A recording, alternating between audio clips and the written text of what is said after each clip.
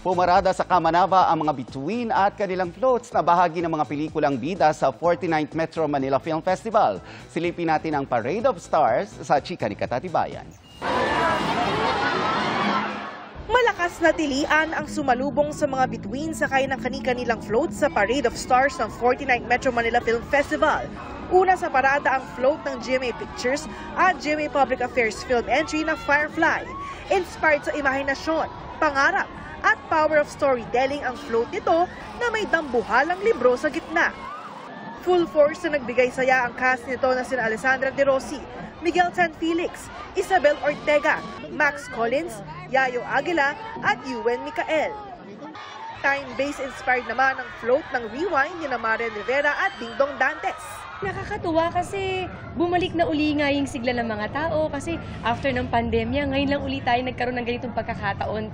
Tapos Manila Film Festival pa na magkasama pa kaming dalawa kaya nilook forward talaga din namin na makita sila sa labas.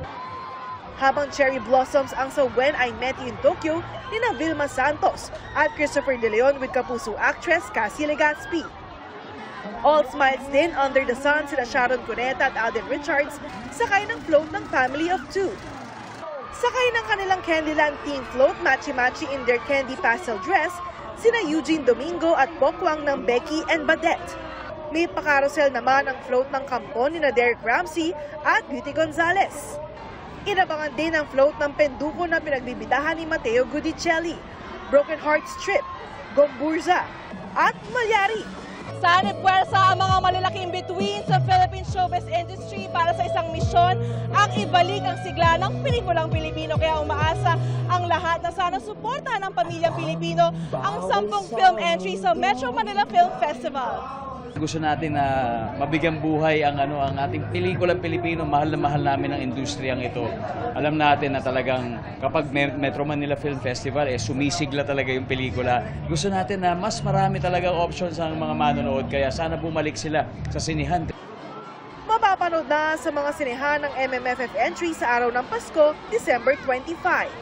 Katatibayan updated sa showbiz happenings. Mga kapuso, manatili nakatutok sa balita anumang oras. Mag-subscribe sa GMA Integrated News sa YouTube. At sa mga kapuso abroad, samahan nyo kami sa GMA Pinoy TV at sa www.gmanews.tv.